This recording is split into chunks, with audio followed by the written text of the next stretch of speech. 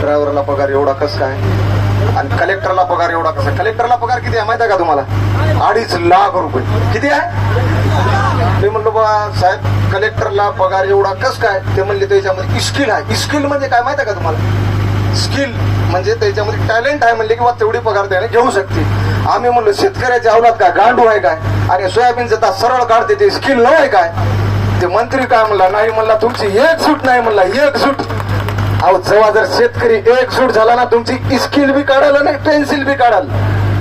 तुम्हाला सांगतो हे 2,000 4,000 6,000 रुपये मोदी साहेब तुम्ही आम्हाला देता, ते भीक देत नाही भीक. आम्ही त्याचा कर भरतो, आम्ही त्याचा आमच्या खतावर टॅक्स आहे तुमचा, आमच्या फवारणीवर टॅक्स आहे, सगळे टॅक्स आमच्याकडूनच घेता. आम्हालाच काय भीक देता का? अहो आमच्या शेतमालाला तुम्ही का सोयाबीनला 10,000 कापसाला 15,000 भाव करा, तुम्हाला 10,000 रुपये महिना मी देतो. मी आमच्या शेतमालाला जर हमी भाव जर तुम्ही दिला तर तुमची सुद्धा पगार आम्ही देतो. आणि तुम्ही सांगता का स्किल काय आहे ती स्किल? अहो आमचा शेत पहिले जर धरले असं तर याकडे त्याकडे तास स्किल मध्ये काढते, सरळ तास काढते आमचा शेतकरी राजा. आणि तुम्ही सांगता का आम्हाला स्किल काय? अहो आज आमचे एवढे शेतकरी सुद्धा ग्रॅज्युएट झालेले शेती करायला लागले, एवढे मोठे सुशिक्षित असून सुद्धा त्यांना हे होत नाही. आणि तुम्ही सांगता स्किल आहे.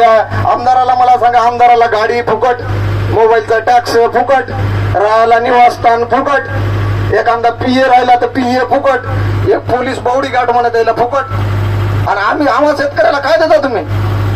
सन्मान निधी म्हणून. भारत कृषी प्रधान देश आहे, कृषी प्रधान.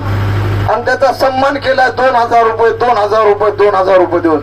म्हणजे तुम्हाला छुत्या बनवायचं काम हे सरकार करत आहे. आणि सरकारला जर जागा करायचं असेल त्याच्यासाठी फक्त एकच पर्याय आहे शेतकरी मित्रांनो, तुम्हाला सांगतो. हे सर्व जाती धर्मामध्ये आपल्याला त्यांनी वाटून टाकलेलं आहे, सर्व पक्षामध्ये आपल्याला वाटून टाकलेलं आहे. शेतकरी शेतकरी म्हणून राहिला नाही तर या पक्षामध्ये बांधलं त्याने आपल्याला. आपण कोणत्या काँग्रेसमध्ये गेलो, कोणत्या शिवसेनेमध्ये गेलो, कोणत्या प्रहारमध्ये गेलो, कोणत्या गटात गेलो, हे गट आपल्याला फोडण्याचं काम करत आहेत. आपल्याला सर्व शेतकरी म्हणून ज्या दिवशी आपण एका जागी येईल ना त्या दिवशी सरकार टोंगळ्यावर बसल्याशिवाय राहणार नाही. तुम्हाला आज सांगतो शेतकऱ्याची ताकद सर्व एवढे शेतकरी म्हणून आलेले आहेत. पण पुढच्या आंदोलनामध्ये तुम्हाला विनंती करतो, शेतकरी म्हणून सगळे एकजुटीने या. ज्या भूमीनं आपल्याला अन्न देते, जे भूमी आपल्याला जगवते, त्या भूमीच्या शेतकऱ्यासाठी सर्वांनी एक तास 2 तास 1 दिवस तुम्ही या आंदोलनामध्ये वेळ काढा. शेतकऱ्यासाठीचा लढा आहे साहेब. तुम्हाला एवढंच सांगतो मी, शेतकऱ्याचं पुत्र जर असेल त्याचं पोट काय दुखते हे फक्त शेतकऱ्यालाच माहित आहे. आम्ही शेतकरी पुत्र आहोत. शेतामध्ये घाम गाळून घामाचं पाणी होतंय हो. आणि आम्हाला भाव काय मिळते सोयाबीनला? 3,500 रुपये. राज्य शासनानं केंद्र शासनाकडे अहवाल केला की बा हमी भाव पटवला होता, त्यांनी मंजुरी केली. 7,000चा हमी भाव होता, 7,000पैकी मंजुरी केली राज्य शासनानं 5,000 देतात 2,000ची दांडी मारली. आणि हे येतं तुम्हाला काय केलं, यांनी विक्री केंद्र चालू केले नाही. आम्हाला या व्यापाऱ्यानं लुटलं साहेब. या व्यापाऱ्यानं आमचं 3,500 सोयाबीन घेतलं साहेब. 3,500 रुपयामध्ये सोयाबीन विकून आम्ही पेरलेलं निघालं नाही हो.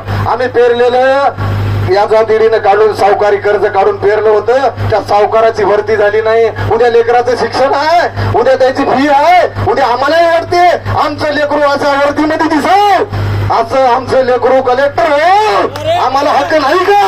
आमचं शेतकऱ्याचं पोरग सुद्धा असं वर्दीमध्ये दिसलं पाहिजे, आमचं शेतकऱ्याचं पोरग सुद्धा कलेक्टर झालं पाहिजे. पण आमच्या पिकाला हमी भाव मिळत नाही म्हणून हे आंदोलन करावं लागत आहे साहेब. नाही तर आम्हाला काही आंदोलनाची गरज नाही. याच्यामध्ये म्हणतात भारत देश कृषी प्रधान देश आहे, शेतकरी राजा आहे. अहो राजा नाही, तुम्हाला आम्ही राजा केले पण तुम्ही आमच्या राजालाच खाली तुडवत आहात. या शेतकऱ्याला तुम्ही शेतकऱ्याचा दाम दिला पाहिजे, याला हमी भाव मिळाला पाहिजे.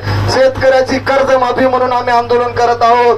कर्जमाफी म्हणजे शेतकऱ्याला तात्पुरती मिळालेली तुटपुंजी आहे आणि शेतकऱ्याच्या या फक्त दिलासामुळं आम्ही कर्जमाफी मागत आहोत. जर समजा एखादा शेतकरी आज मला सांगा हदगाव तालुक्यामध्ये येत्या 2 महिन्यामध्ये 4 आत्महत्या झाल्या साहेब. या आत्महत्याग्रस्तांकडे आमदार खासदार मंत्री यायला फक्त दौरे चालू आहेत. एखाद्या शेतकऱ्याच्या आत्महत्याग्रस्ती जाऊन त्यांचं काय ते त्यांचं नुकसान दिलं पाहिजे, त्यांना मानधन दिलं पाहिजे, त्यांचं काय प्रशासनाचं आहे ते निधी मिळून दिला पाहिजे. आमची किंमत, शेतकऱ्याची किंमत तुम्ही 3 लाख रुपये ठरवता आणि त्याला सुद्धा म्हणता हे असं आत्महत्या होत नाही. साहेब तुम्हाला सांगतो मी, शेतकरी आत्महत्या 1.5 लाख रुपये माणसाची किंमत असेल शेतकऱ्याची, तर या सगळ्या सरकारला मी विकत घेतो, तुम्हाला 3-3 लाख रुपये किंमत देतो, माझं शेत विकतो, सगळ्यांनी आत्महत्या करा, मी शेत विकून तुम्हाला पैसे देतो, तुमची 3 लाख किंमत करतो मी. आमच्या शेतकऱ्याची आत्महत्या केल्यानंतर 1.5 लाख किंमत करता त्याची. शेतकऱ्याची किंमत नसते, त्याला दिलासा म्हणून तुम्ही त्याला दिलं पाहिजे. तलाट्याने अहवाल दिला पाहिजे, एपीआयने अहवाल दिला पाहिजे, शेतकऱ्याच्या या पिकाला हमी भाव मिळाला पाहिजे. आपण आज एवढं पोट तिडकीनं बोलत आहोत का, तर आपल्याला आत्महत्या करायचं. आणि सर्व शेतकऱ्याला सांगतो मी, तुम्ही आंडूच्या अवलाद नाही, आत्महत्या करूच नका. एखाद्याला आमदाराला ठोका, कोणी काय म्हणलं तर मी हो, एक कॉल मला लावा, आदरणीय बच्चू कडूला लावा, पण आत्महत्या करू नका. जर तुम्हाला समजा काय होत नसेल, या सरकारला ठोकण्याचं काम आपण करू. तुम्हाला कळकळीची विनंती सांगतो, आत्महत्या करू नका. आत्महत्या हा शेवटचा पर्याय नाही. तुमच्यावर कितीही कर्ज होऊ द्या, त्या कर्जाची परतफेड करू, आपण वर्गणी करू, सर्व शेतकऱ्याकडे करू. शेतकऱ्यातून वर्गणी करून आत्महत्या ज्याची होत असेल त्याची आत्महत्या वाचवायचं काम आज आपण शेतकरी सर्वांनी मिळून हाती घेतलं पाहिजे. कुठल्याही शेतकऱ्याची आत्महत्या होता कामा नये. आत्महत्या जर व्हायची असं कळालं असेल, एखादा शेतकरी जर कर्जात डुबाला असेल, तर आपण सर्व शेतकरी संघटनांनी मिळून त्याला जर 10,000 रुपये जरी मदत केली तरी त्याचं कर्ज नील होईल. आपल्या हातगाव तालुक्यामध्ये एवढं आपण काम करू, जवळपास 10 जरी आत्महत्या आपण एका वर्षात थांबवल्या तरी जग जिंकल्याशिवाय आपण राहणार नाही. आणि अजून तुम्हाला एकच सांगतो मी, शेतकऱ्या एवढा लढा कोणी देऊ शकत नाही. शेतकरी अन्नधान्य पिकवतो म्हणून आपण खातो. आपल्याला तुम्हाला सांगतो, तेलाचा भाव गव्हर्नमेंट ठरवते, डाळीचा भाव गव्हर्नमेंट ठरवते. एखादी तुम्हाला मोटरसायकल घ्यायची आहे उद्या, त्याचा भाव ते दुकानदार सांगते, याच्यापेक्षा 1 रुपया कमी होत नाही. आमच्या 70 भाई आहेत, त्याचं कपड्याचं दुकान आहे, 70 भाई म्हणतात हे एवढ्यालाच होते, याच्यापेक्षा कमी होत नाही. मग आमच्या शेतकऱ्याचा भाव सुद्धा आपल्याला ठरवता आला पाहिजे. आपण सांगलं पाहिजे, मी स्वतःच मी सोयाबीन पिकवलेलं आहे, मी या रक्ताचं पाणी केलं, माझं सोयाबीन 10,000च्या कमी मी देणार नाही. असं ज्या दिवशी शेतकऱ्यामध्ये ताकद येईल ना, त्या दिवशी हे सरकार आपल्या पाया पडल्याशिवाय राहणार नाही. आज इथं सर्व शेतकरी बांधव आलेले आहेत. इथं शीख धर्मातील काही बांधव आहेत, मुस्लिम बांधव आहेत, सगळ्या धर्माचे बांधव शेतकरी म्हणून एकजुटीने आले आहेत. आणि अशीच शेतकऱ्याची ताकद एकजुटीने राहू द्या. सगळ्या पोलीस मित्रांनी सुद्धा खूप आपल्याला सहकार्य केलेलं आहे. पोलीस बांधवांचे सुद्धा आभार. यानंतर आमचे मित्र 2 शब्द बोलतील.